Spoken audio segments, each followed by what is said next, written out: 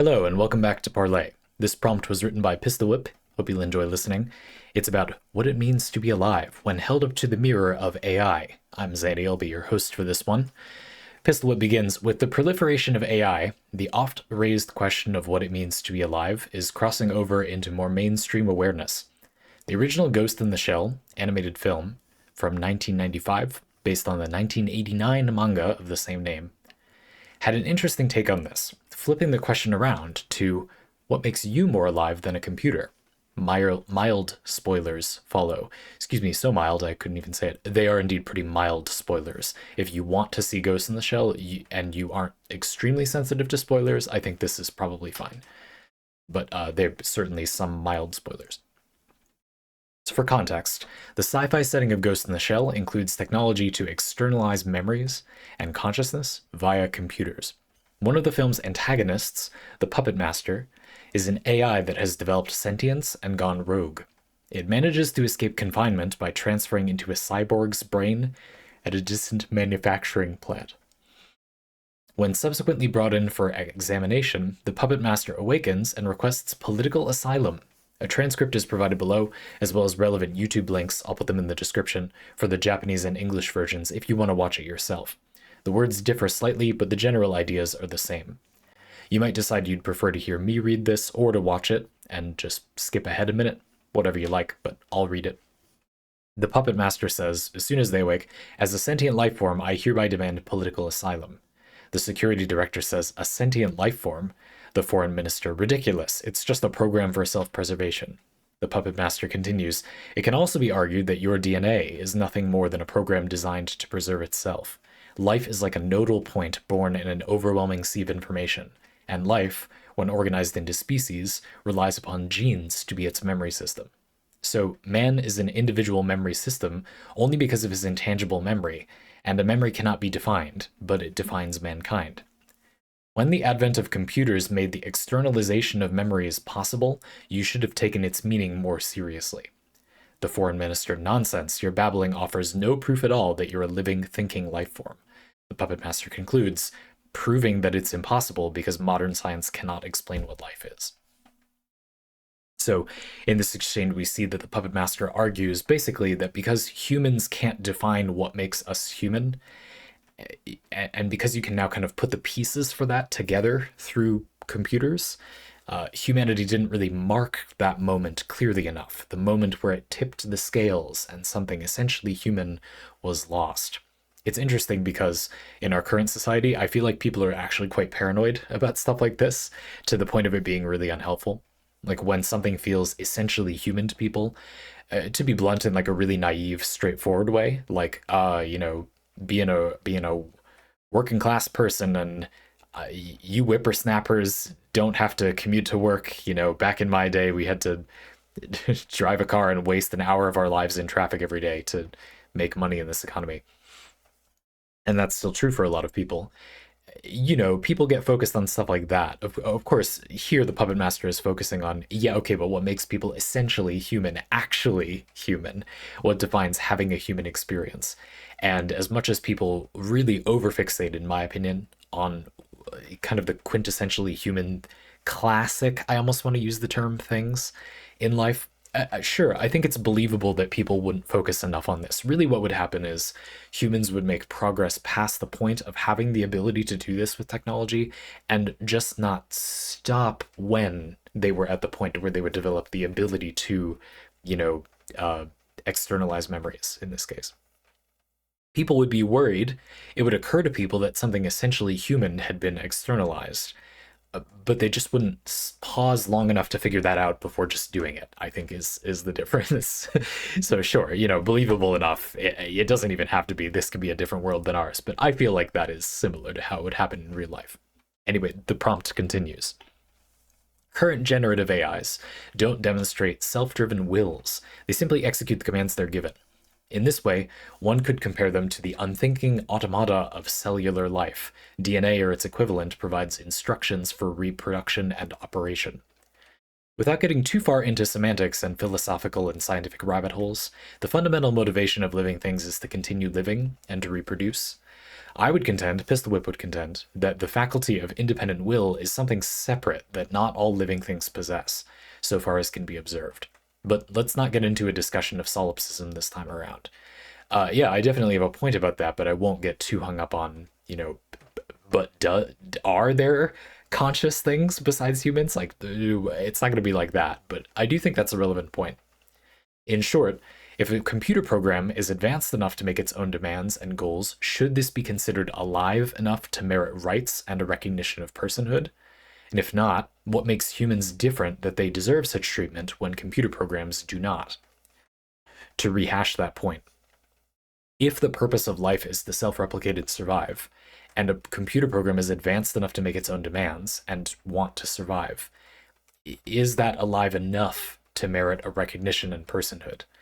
When humans do it, we tend to say yes, but a robot's doing it, and I think a lot of people are saying no. Not to put words in your mouth, dear audience member, I'm sure some of you think, yeah, I do think the puppet master deserves human rights. But I think a lot of people don't think that. So if not, what makes humans different, if not the impulse to stay alive, such that they deserve such treatment when computer programs do not? Now, to head it off, I think a reason why, I don't mean to brag, but why maybe it's fun to ask me this question is that a lot of conversations you will have in your life about this topic will stop right here, because the person on the other end of the conversation, not judging any of you specifically, but I believe most humans out there, the reason is because they have empathy for other humans, and they don't have empathy for robots. And that's not really a philosophically valid reason, I wouldn't argue. But most people don't want to admit that it isn't. They wouldn't want to say, well, I don't think I have a good reason, but I just, like, don't want to give rights to the AI.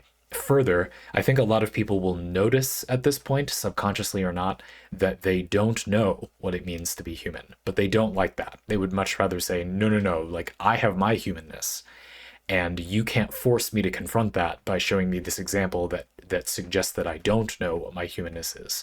Therefore, I will reject the AI's rights, but kind of be unwilling to give a reason why, because the reason is they're uncomfortable about their own humanity.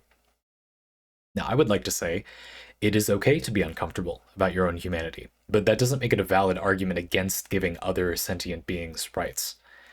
So there's a lot of players in this game. I'm certainly more than willing to talk about this, but I personally think a lot of these discussions will get shut down because there's a lot of baggage on this topic.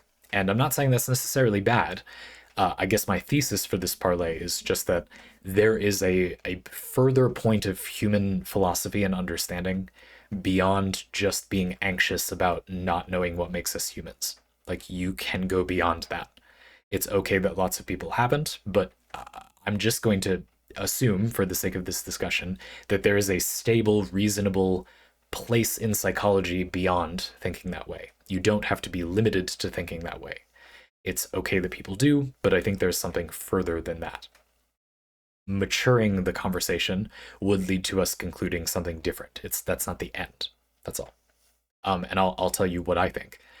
Yeah, I think that for the most part, the concern here then becomes about being tricked. I think that's another interesting piece of the baggage. There's this sub kind of tone to the conversation of a sentient life form. Ridiculous. It's just a program for self-preservation. Your babbling offers no proof at all that you're a living, thinking life form. Obviously, this begs the question, oh, and what babbling from humans offers proof that they're a living, thinking life form? Huh?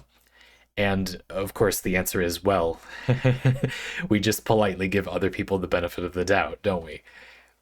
And now it seems to stand to reason. To be fair, we get to see a lot of human activity, and during that human activity, people seem to do a lot of things that don't seem to have to do with just preserving their livelihood, robotically, if you like. You can boo me out of the room now. It's fine. I'll still be here. You can mute the parlay. Robotically, trying to stay alive. If you think it's more than that, and that's what makes something worthy of political asylum or whatever, I think we can argue that humans have provided more data, more evidence that they are that way than maybe the puppet master has in this case. Okay, that's a reasonable like way to think about it. You don't want to give the puppet master human rights because this just isn't much proof that they're a sentient life form. All right. But why not just give them the benefit of the doubt? Like, what's the concern there? Without getting into this for the entire parlay, because to be honest with you, I think it's a little dry. I still think it's worth breaching this idea that there's a lot of baggage behind this conversation that doesn't really have anything to do with acknowledging sentience, but is what most people would get kind of stuck on. And to be fair, a lot of it is related problems. So the problem of just giving the benefit of the doubt. Well, I think a few things are going to come up quickly. People are going to say, well, but if we welcome the robots among us, might they just become violent and kill us? So humans do that all the time, actually. Humans do that to each other all the time. How about if we have a reasonable assumption, some reasonable reassurance that the robots will not suddenly kill us all? Do we have that from other humans? Kind of. It sort of feels like other humans tacitly agree that it's mostly beneficial for us all to just be in a society. And if they don't like paying for something, they acknowledge that being able to reliably get the things they do want by paying for them is worth it. And so they largely won't steal, largely won't cheat economically.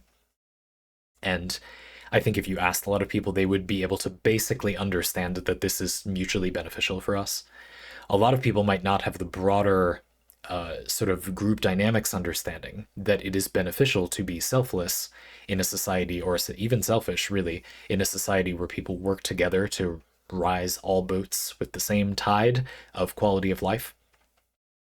I'm sure some people would be able to produce that answer, that it is sort of optimal, even if you're purely selfish, to be kind and participate in society because we have created a machine that generates value in some way, though only just.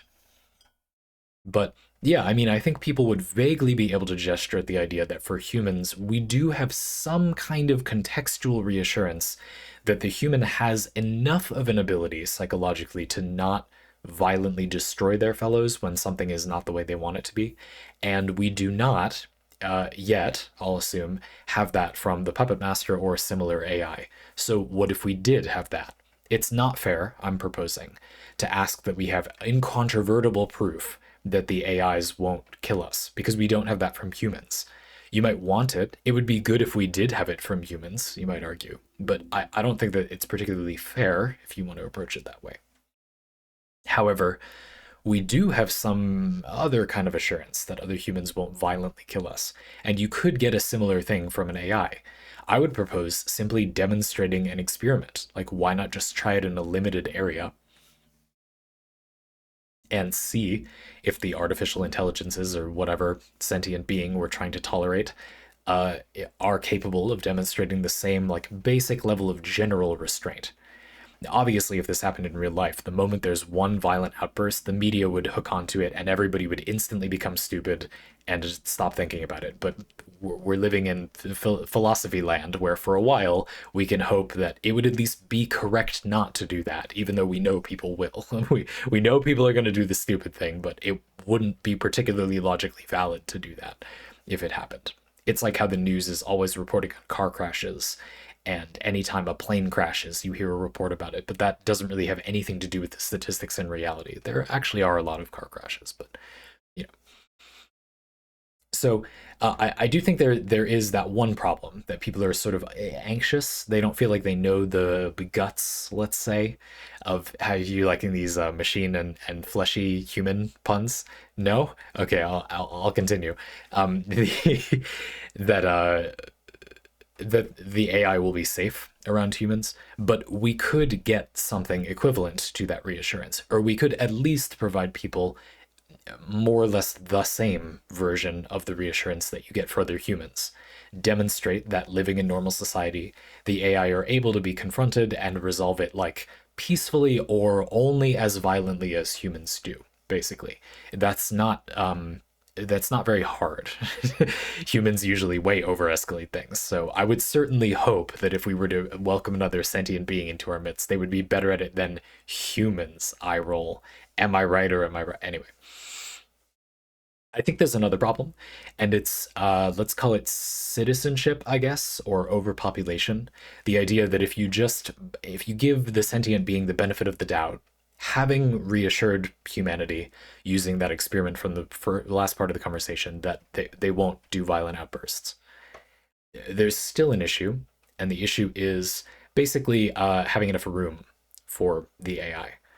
The moment we can suddenly produce computer programs in robot bodies that we, so far logically, it seems like basically have to acknowledge are as sentient as we can know we are. We have another problem, which is that we don't have anywhere to put everyone. I'm going to say them and treat them as individuals now. Everyone. We don't have anywhere to put them.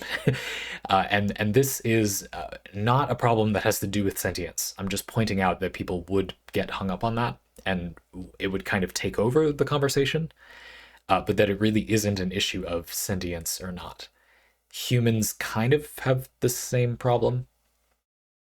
I guess for me, there would be a question about why, much like having a child, giving birth to a child or deciding to raise a family without carefully thinking about why one is doing that, it is equally bad, if not even worse, to conceive these sentience level AI without thinking about where they will fit into the world. Therefore, one could argue, well, basically any situation where there are a lot of them is inherently a mistake. There was some logic mistake further up the process. And so to say the problem is that we don't have enough room for them, it's like, well, someone did something stupid a lot earlier in the process. I guess. So I'll put that aside for the rest of the parlay. I just thought it was worth briefly hashing out. Yeah, there's a bunch of practical issues, but we're talking about the contents of the mind, I guess, a little bit. PistilWhip has a little bit of an addendum. As an aside, the Puppet Master is depicted as an asexual program with a masculine voice, but currently happens in this part of the story to occupy a feminine body. This drives home that sexuality and expression thereof is not a critical component of life, at least for the show's purposes. LGBTQIA+ representation has also come a long way since the 90s. Yeah, so this implication would likely find more resonance with a modern audience. In any case, the Puppet Master rejects being labeled as AI and considers itself a living, thinking data entity. The film doesn't go into further detail about how the Puppet Master regards its birth and development, but it may be fair to compare it to human infancy. At the very earliest stages of life, humans aren't much different than other animals. The faculties recognized as will and consciousness arguably don't arise until later. Perhaps the Puppet Master likens its origins as a secret government AI to unconscious infancy. With that in mind, is a person truly born when they leave their mother's womb, or when they have their first self-driven thoughts? Or perhaps life begins at some other point? That's all for this parlay. Looking forward to hearing your thoughts, conscious or otherwise. Well, yes, I think you're really onto something, and this is what I'd like to explore for the rest of the parlay. This idea that, as you said, without getting too far into semantics and like solipsism, the idea that the motivation to stay alive and independent will are separate things, I think is at least useful here to crowbar our way into the conversation. So let's try it. So a lot of the comments from the foreign minister and the security director are hung up on self-preservation. Like the self-preservation is coming from a program. And the Puppet Master's argument more addresses that really isn't different than DNA being where our self-preservation comes from. I would argue that is almost literally exactly the same. Like that is exactly the same. It is a programming language, basically. DNA doesn't work exactly like that, obviously. I'm just saying I feel like as evidence for sentience, they're both equally irrelevant in my point. Plenty of other creatures and even systems in the world, collectives, we'll get back to that in a minute, demonstrate a will to live insofar as we're seeing with this AI and with other humans, but we don't generally even argue about acknowledging them as being sentient. We might respect their rights or feelings in some form, like how people are quite concerned with animal cruelty, but don't argue as often about whether, let's say, a chicken is sentient or not. That we have decided as a society, on average anyway, you don't have to have. I still think this is worth discussing, but I care about the feelings of animals. We care about the feelings of animals, a lot of us, even though we don't necessarily acknowledge them as being sentient in the same way we are. Although, if you want my personal opinion, I generally take the stance that, yeah, I don't know. I feel like a good amount more animal life could be experiencing things this way than we think. I don't know. Anyway, keep that pin in the collectives thing for a second. Sentience, though, consciousness, will, maybe we identify as being different. Let's look at that. So, what if we were to say humans really don't demonstrate will and consciousness until later, as PistilWhip puts it? Yeah, like when? You know, a couple of years, 7 or 8 years in? What type of thought indicates a difference from just like trying to stay alive? And I have a proposal. These are original thoughts. Now, original is tricky for humans, of course. This is going to end up in practice being more like a remixed thought, combining thoughts in a new way to approach things a new way without any immediate reward or benefit being offered. So this is not necessarily just ingenuity. I saw a video recently of a dog holding a big stick. The dog was thrilled with this bone-like stick in its mouth. And it went up to a little bridge over a creek, and there were some side rails on the side. And it was made for a human, so to a dog holding up this amazing stick that the dog had found, it was difficult to get past. The stick blocked the dog from getting through. It hit the railings on the side. And the dog backed up a little bit, looked around a little, decided, okay, I'm going to cross the bridge, and then did it again, got stuck again, backed up. You know, hard to say how the dog looked thinking, but seemed to think about it for a second. And then started like trying to raise the stick or turn their head sideways, and eventually figured out, mostly through trial and error, no offense, dog, that they were able to get the stick past if they held it at a diagonal upward angle like this. And thus they got through. Now, this I'm giving as an example of what I'm calling, for the purposes of this discussion, ingenuity, though. I don't consider that to be the same thing as the type of thought we're looking for here, because that is remixing, if you like, existing ideas. But for what feels like a quite direct goal, there's a clear reward and gain from doing that thing. Thus, I feel like deep down, the origin of that impulse is the same as just trying to stay alive, if that makes sense. I don't think that's the same as the impulse to do something that it's profoundly unclear is going to benefit you in some way. In fact, a lot of things that humans do, a lot of the most interesting things humans do, have absolutely no clear value at all. And I would argue that this maybe indicates that they come from somewhere of a different source than just trying to stay alive. Perhaps we could identify these thoughts as will or unconsciousness. Thinking about it myself, I feel like I first had thoughts like that I remember. I don't think anyone else knew, really. Maybe I'll ask my mom sometime or something, but I feel like I first had thoughts with that quality when I was 11 or 12, maybe. I guess it would be that I started thinking about thinking around then, and it wasn't eminently clear that this would be any better than what had come before. I was doing extra work, making my life harder. I didn't think of it that way, but it undeniably was making my life harder, and I knew it was making my life harder because I wanted something else. You know, at the time, I'm not sure what I would have said, but I wanted it to be more fulfilling, I guess. And I would argue that that doesn't seem as motivated by survival.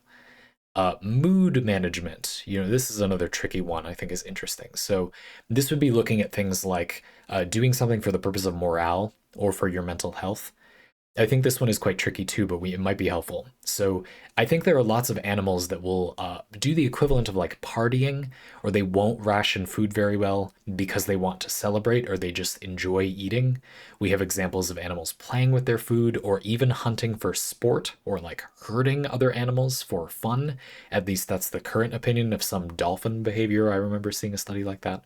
But I haven't looked into that too much. And just to say, I think even with humans, people are a little quick to conclude why a human being is doing the thing they're doing. I would definitely want a lot of evidence to decide one way or another about dolphins or whatever. Um, anyway, there are certainly lots of things humans do that appear to be only for the sake of managing morale or mental health. You could argue indirectly this is like drug use, for example. It's coming from a place of trying to manage, from trying to stay alive, kind of, in that the brain is sort of going haywire with the current situation and you're trying to chill it down so that you don't feel a sort of mental threat to your well-being that your survival instincts are kind of getting short-circuited by. This is sort of a weird view of mental health, I know, not normally the way I think about it either, but just for the sake of discussion, let's imagine, what are those thoughts like? When people, if a random animal took a psychedelic mushroom, you could ask something like, would they take it again or not? Or do they want to have that experience, even though it doesn't have clear value or not? The problem, of course, is that a lot of these drugs do fiddle with your reward centers. So if you just care about staying alive, they bug your reward center and make it feel like what you're doing is keeping you alive, even though it's not. And really, I would argue it's actually more humans that reject this kind of thing more often. But there are those interesting studies where, like rats are given cocaine or something, and if they're depressed, then they overdose and die. But if they're not, then they don't. Like stuff like that. There's something going on there. I hope you see the point I'm gesturing at. It feels like there's something to do with having a motivation beyond, if all it was doing was hacking the reward center in your brain, it doesn't really feel like there would be enough of a reason to stop without some interfering force or will. And yet also there are people who don't abuse drugs. Like that, I'm not telling anyone to do drugs, but just to say like you certainly can not abuse drugs. And so the idea that it hacks your reward center and that's it. Well, that's not all there is, because people do turn it around at times. Even if not mostly, the people who are impressively able to deal with an addiction they start and, get off of it in some way. This is a very challenging and noble thing to do. And yeah, like clearly there's something else going on there. I don't think many people would argue with that. They would say, well, of course, because they don't just care about, you know, the bottle, they care about their family or whatever. And it's like, well, I completely agree, but I just wouldn't say, of course. It's like, well, okay, wow, there's something else there then. Like that feels like almost proof of a sort that there is some other, it really isn't just about staying alive. You know what I mean? So, because that's hard. I mean, there's even something physiologically encouraging them to not care about anything but staying alive in this very broken way that has kind of hacked the reward system. But they do manage to stop focusing on that. There's something rather strong, you might argue, that is counterweighting that. And so this will that we're looking for is perhaps not only a sort of form of remixing that has no clear value, but is also rather powerful, apparently, like a rather defining force. I haven't really played this out fully, though I've spent a lot of my life exploring this territory. I just think it's a huge subject I wouldn't claim to fully understand. But if you were to ask me, do you think your life is more defined? Do you care more about the things that keep you alive or the things that make you happy? I would say I care monumentally more about the things that make my life high quality of life. And when I have to merely preserve my well-being, I almost immediately become disinterested. Whatever this will thing is, whatever the motivation is that I'm targeting, I would tell you anyway. I think if you watched me throughout the day, you would see I certainly display caring about that motivation much more than staying alive. Maybe staying alive is just easier in my current context. I mean, it is easier. We first world country or first world problems, whatever you want to say.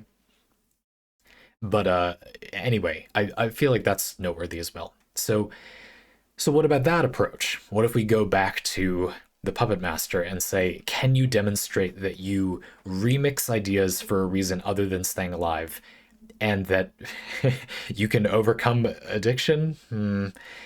Well, that's interesting though, isn't it? I mean, in the human brain, it's not entirely clear to me why you can overcome addiction. If you program into a program that it cannot overcome the addiction, and it is just a program, you would think, well, it won't. Or if it did, it's just that it's sufficiently complicated that you like don't know how it did, basically. That you didn't actually make it a program addiction, you know.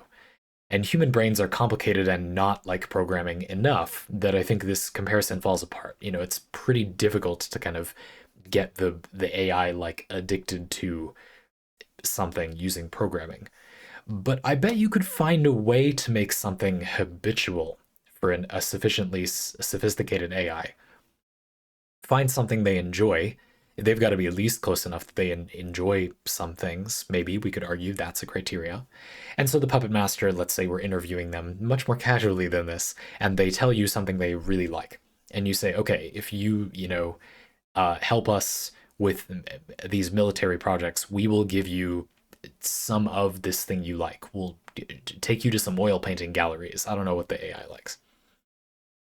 And they get to look at some Starry Night or what have you, and they enjoy this. I don't know how to make an addiction this way, but there are definitely people who the kind of rush or exhilaration of, oh, they go to like paintball or something, you know, and that forms a I think more positive, maybe less negative addiction, but a type of compulsion. We usually don't call it an addiction. People really like that. It's their habit, it's their hobby, it's their ritual. Compulsion is a word I feel like evokes the addictive quality that is there without treating it as negative as an addiction. Maybe you could give the puppet master something like that and see if they stop doing it. You see what I mean? See if they self-regulate doing it too much.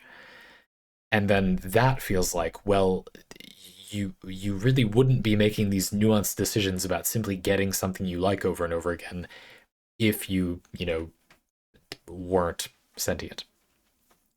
But again, I think a lot of people are overly going to be caught up on the puppet master is lying to get sentience. A sufficiently smart AI will do anything it can to represent that it is sentient so that it isn't killed. I guess I just feel like that level of ingenuity at that point is about the same as a human. You know, there's a point of being able to contrive non-straightforward methods of behavior that feel like, well, that pretty much is human. I'm proposing, in other words, that at some point it's actually the fact that the program is self-preserving beyond a certain normal, way of preserving yourself, just saying the right legalese, that actually proves that the AI is at least equivalent to humans, if not sentient. Maybe you don't think all humans are sentient.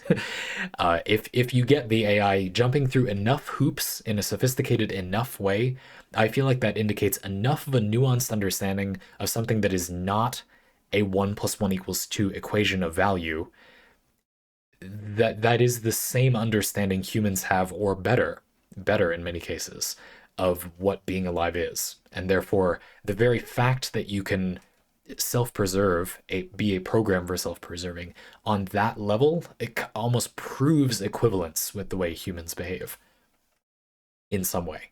I mean, if an artificial intelligence tricked you into seeming like it was self-regulating and then admitted that it did it to keep itself alive, isn't there a moment when you go, well, wait a minute, I mean, you faked holding yourself back, but you had the presence of mind to fake that. You see what I'm trying to say?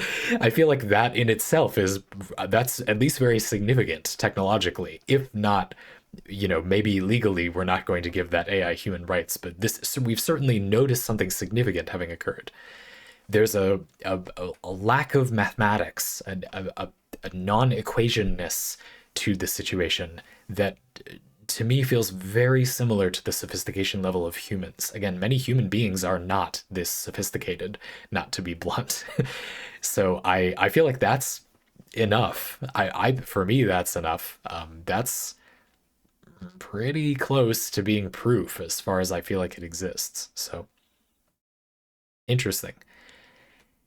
Are we going to get into humans being not everybody being conscious or sentient? I don't think so.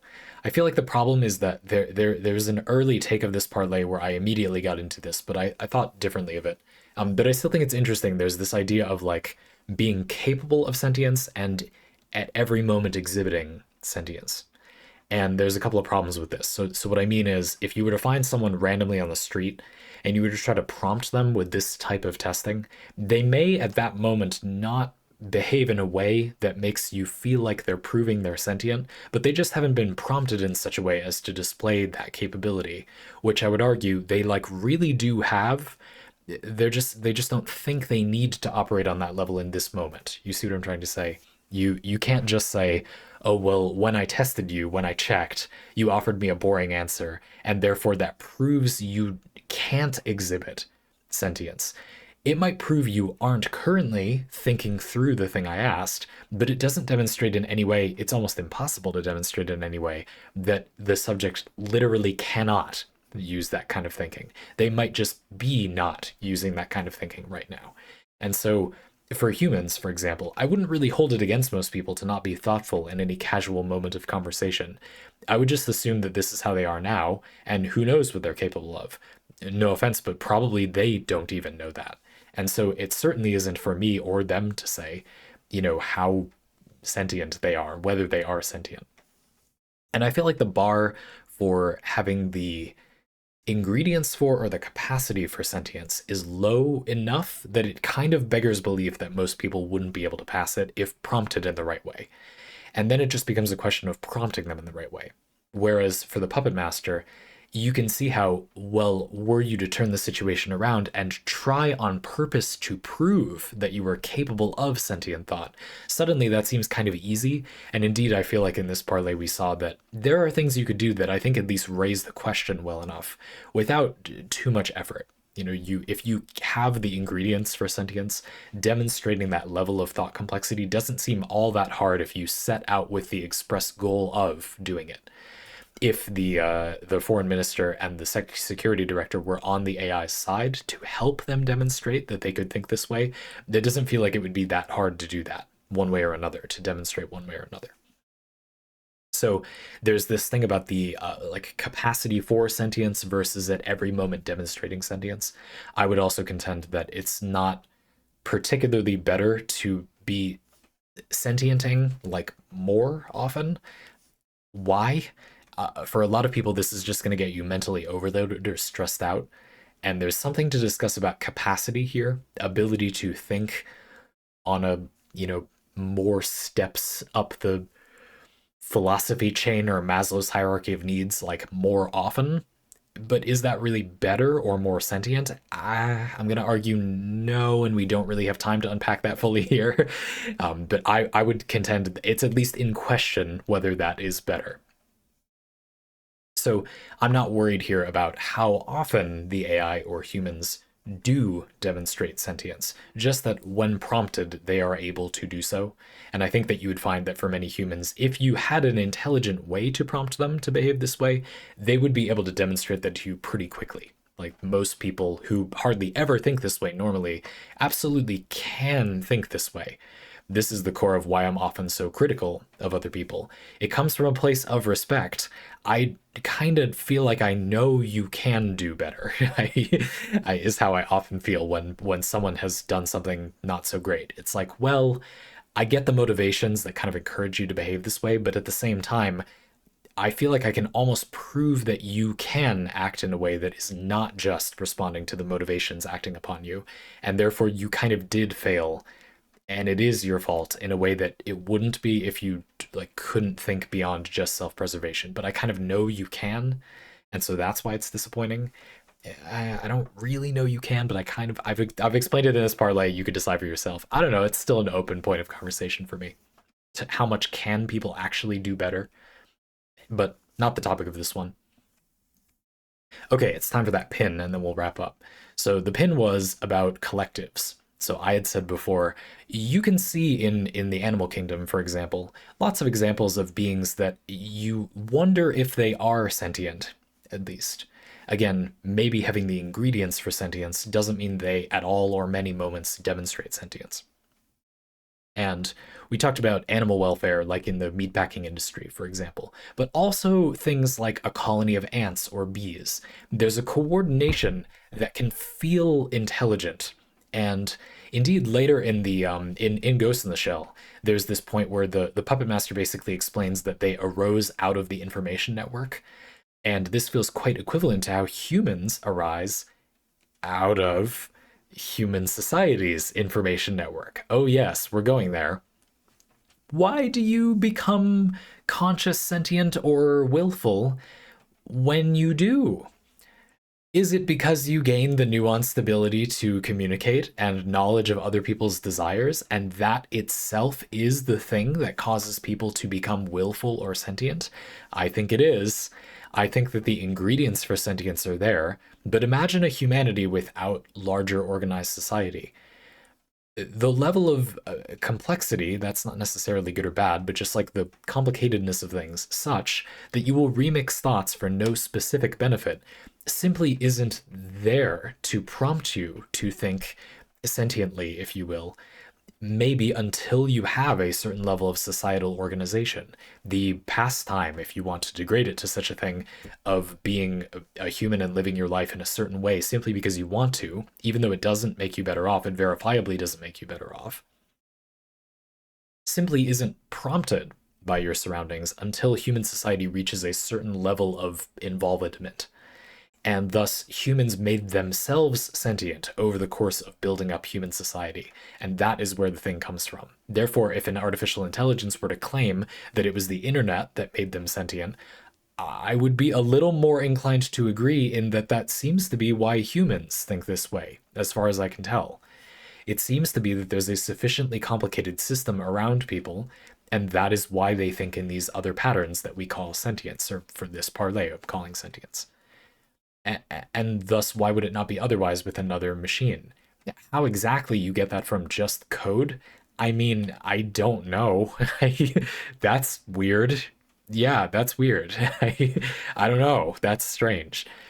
It kind of feels like the human brain is cheating a little bit by not reacting the same way to each stimuli, but it kind of is, and there's just a lot of different information. But that sort of proves the point. You know, if you see a computer screen, you might not have the exact same neurons fire every time, but it's not the same computer screen you see every time. There's like different amounts of light and different rooms or contexts or different times of day, or you're feeling different in other ways. It's the complexity causing it to appear that you don't react the same way to a computer screen every time, because there is no the same computer screen every time, but only because society has become sufficiently complex. I feel like there's something there. So I don't know. I feel like that from the collective thing feels to me like where the sentience or awareness is coming from. And were you to want to look into this more, you could pursue the line of inquiry that a really simple one that probably wouldn't work, but the first thing I thought of, which means it's probably a bad idea, would be to look at the animal kingdom and look at animals that form involved communities for sentience like behavior. Elephants were the first that came to mind for me. Um, Things like mourning their dead, and then like the behavior of, oh, I don't know, something like chickens, or like a barnyard dog that is meant to keep predators away or something. The group dynamics here are quickly getting significantly more complicated and approaching humanity, human society like activities, but then does it require the ingredient of more concrete, hardware based capacity for sentience as well? Dexterity, opposable thumbs, having enough brain matter, enough processing ability. If you combine the ingredient of enough hardware with enough societal complexity, does that just equal sentience? And the only time that's happened is humans? Or is there something else you need as an ingredient? I would contend it's the former. I feel like if you look at, like, let's look at the animal kingdom very briefly at the end of this parlay, and just think: are the if those two ingredients at least are required, are there any other recipes that are complete available as far as we can see? And I would argue no, though it does make things with monkeys a little puzzling.